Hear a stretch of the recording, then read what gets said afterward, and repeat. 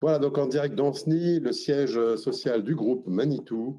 Nous démarrons sur la présentation qui vous a été envoyée sur le chiffre d'affaires du T4 2025.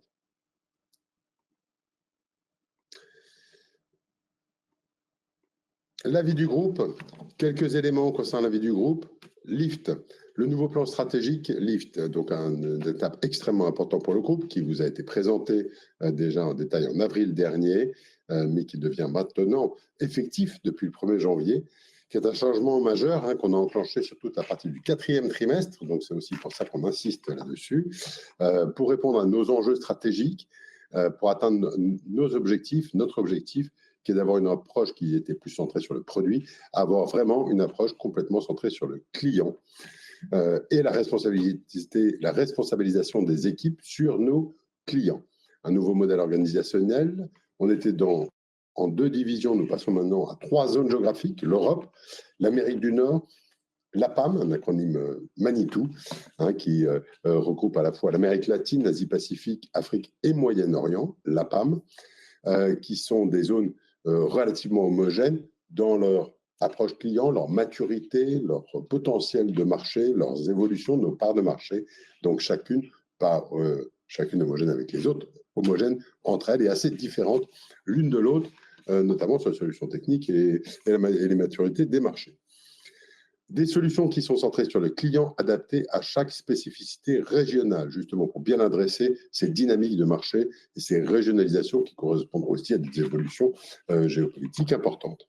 Une autonomisation et des responsabilités claires des équipes pour pouvoir répondre aux clients tous les jours. Cette feuille de route vous a été présentée. On pourra, si vous avez des questions, nous pourrons revenir dessus. En avril dernier, l'ensemble des éléments et objectifs à horizon 2030, qui comptent maintenant notre feuille de route stratégique, ont été partagés. Dans cette feuille de route, nous avons aussi la mise en place d'une gouvernance, d'un modèle opérationnel différent, adapté à cette nouvelle stratégie, à cette nouvelle organisation, pour piloter la nouvelle structure avec 3 zones géographiques soutenues par des fonctions globales et des fonctions corporate pour renforcer vraiment la proximité client des régions, accélérer la croissance internationale, remporter toutes les ambitions d'innovation de digitalisation. Je présente rapidement les personnes que vous avez sur la photo parce que vous pouvez être amené dans différents forums ou dans différentes présentations à les rencontrer. Je vais aller de gauche à droite, donc tout à fait à gauche debout, vous avez Steve Ryder, qui est le patron de l'APAM, qui est basé en Inde. Vous avez ensuite devant Corinne Le Guyader, qui est en charge de l'ensemble de la fonction Global Business Excellence. Hervé Rocher, que vous connaissez, qui fait la transformation et la gouvernance du groupe. Elisabeth Ozimour, ensuite, qui est en charge de l'ensemble des Global Offers, de l'ensemble des offres du groupe mondialement.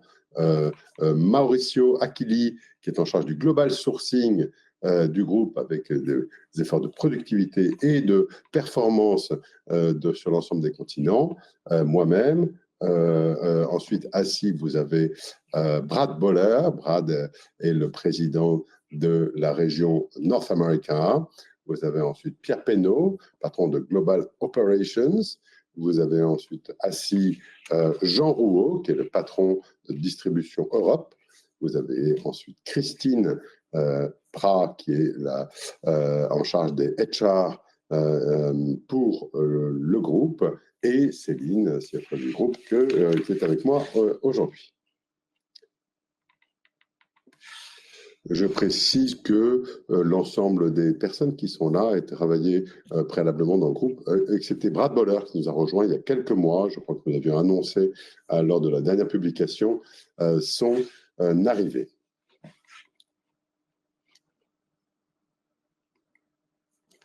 En termes de faits marquants, vous avez reçu également un communiqué de presse fin novembre dernier, dans laquelle, en ce qui me concerne, mon mandat, le 3e mandat que j'effectue arrive à son terme le 11 juin 2026. Et un processus de recrutement a été lancé par le conseil d'administration pour avoir un successeur qui prendra donc la présidence, le rôle de CEO à compter de juin 2026 et je suis en poste jusqu'à ce moment-là. En termes de RSE, ce ne sont pas des volumes majeurs, mais c'est un axe majeur que nous présentons ici. On vous présente souvent des machines, ce que nous lançons sur les machines low emission, sur les machines électriques. Ici, une initiative sur le transport. Nous sommes un des principaux chargeurs d'une initiative de roulier à voile que vous voyez, le Neuliner, qui est en photo, qui est parti. Alors là, il est à Nantes, mais normalement, il part de Montoire de Bretagne, qui est un roulier à voile, donc un transport entre l'Europe et les États-Unis, puisqu'il va jusqu'à Baltimore. Nous avons notre centre logistique de distribution pour l'Amérique du Nord, et nous avons la première traversée de ce projet qui permet de réduire de 80% les émissions de CO2 par rapport à un cargo classique qui aurait les mêmes capacités, qui est parti donc avec un certain nombre de machines Manitou à bord.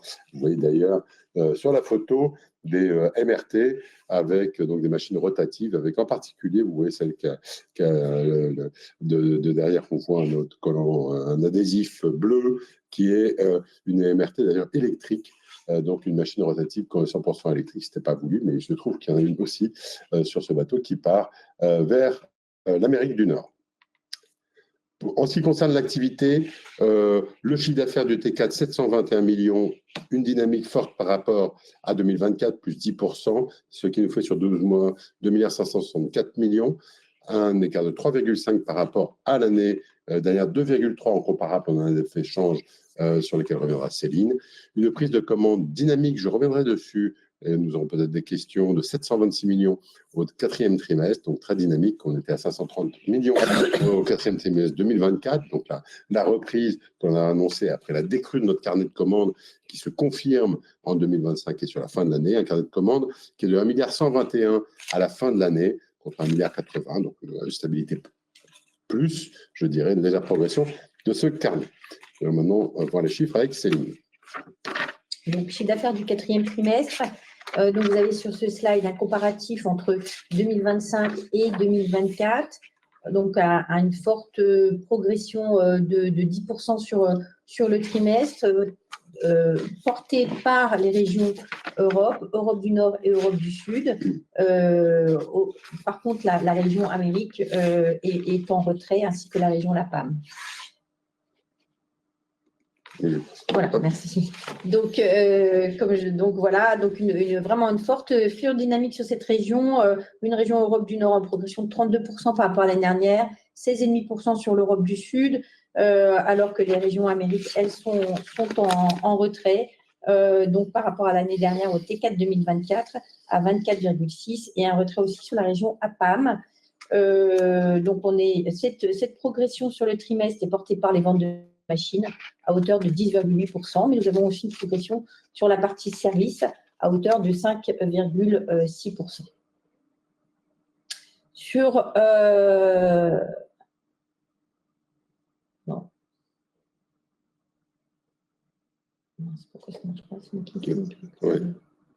Voilà, pardon.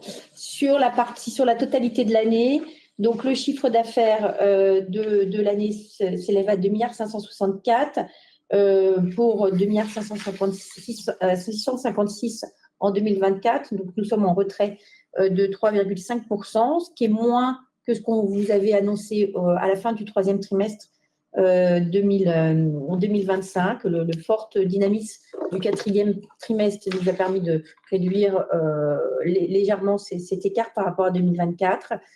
Donc, sur l'année, on a une activité Europe qui est plutôt bonne, où on a un renforcement du taux de l'Europe du Sud à 36%, alors que l'année dernière, elle représentait 35% en 2024.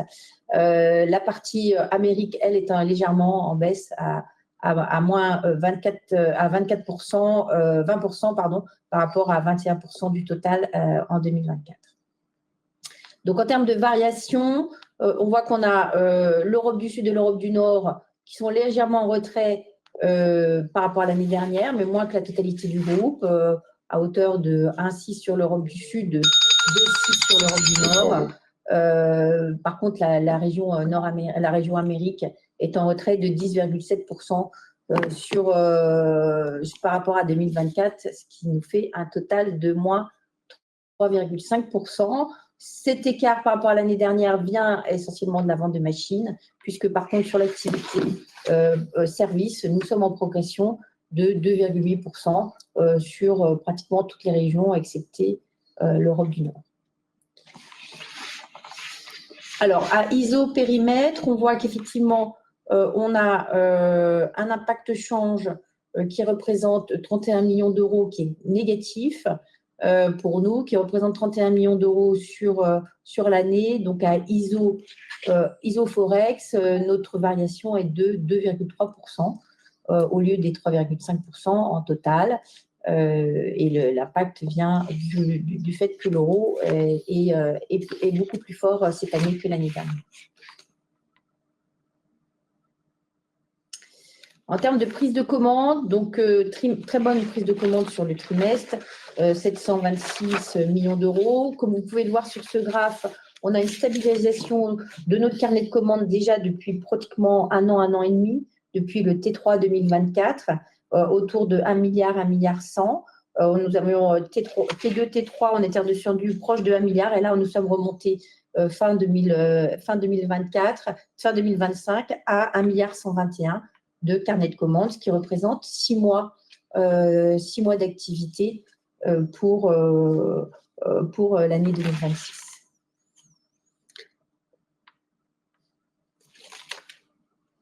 Merci. Donc, en termes de revue opérationnelle, vous l'avez vu, un rebond de T4 qui est vraiment dynamique, progression de 10%, c'est porté par l'Europe.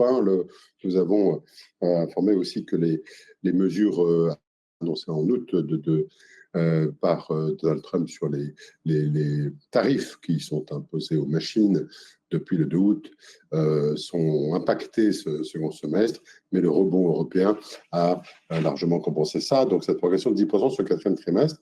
Le niveau record, je reviens dessus, c'est un niveau au plus haut depuis 2022. Il faut revenir au T2 2022 pour trouver plus de 720 millions de commandes sur un trimestre.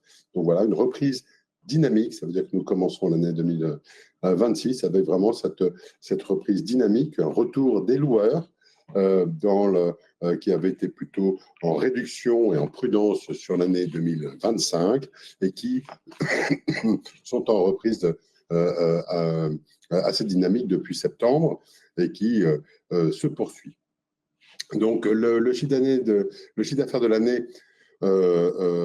est à la fois légèrement en dessous de l'année dernière, 2%, un peu plus de 2%, 2,3% en dessous à taux de change constant, légèrement meilleur que les dernières estimations de ce que nous avions annoncé en octobre, du fait de ce dynamisme du T4. On renforce notre positionnement sur la majorité des zones géographiques et on a une résilience forte de l'activité SNS qui se poursuit année après année.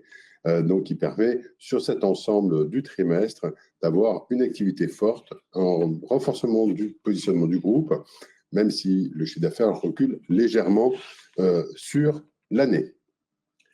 Quand nous regardons 2026, nous anticipons pour l'année 2026, avec ce démarrage assez dynamique, une hausse de 4% par rapport à 2025, donc à la fois un dynamisme global, une reprise de nos commandes, une prudence aussi sur la zone Amérique du Nord, compte tenu des tarifs, de l'impact de ceci, et donc de l'impact que ça a sur les marchés nord-américains qui ont été en forte baisse. Et une anticipation d'un résultat opérationnel courant. Ici, je parle de l'année 2025. Nous parlerons de la projection et de la guidance 2026 en termes de résultat opérationnel courant le 11 mars lors de la publication de nos résultats. Donc là, je parle de 2025 avec une anticipation à 5,5% du chiffre d'affaires. Donc en amélioration par rapport à ce que nous avions dit au dernier trimestre qui était à 5,3%, notamment du fait de la performance du T4 qui a redonné un léger boost à cette performance. On ne l'a pas précisé, mais dans l'ensemble de l'évolution de ce chiffre d'affaires T4 et de l'année, cette baisse à change constant d'environ 2,3% du chiffre d'affaires se fait dans un contexte où les marchés ont plus baissé que cela. Donc la performance que nous montrons aujourd'hui et les prises de commandes et la facturation de 2024 correspond pour l'ensemble du groupe sur l'ensemble de ces zones géographiques à une amélioration de nos parts de marché, de notre pénétration sur les marchés qui ont été difficiles sur un grand nombre de zones compte tenu des situations économiques des uns et des autres.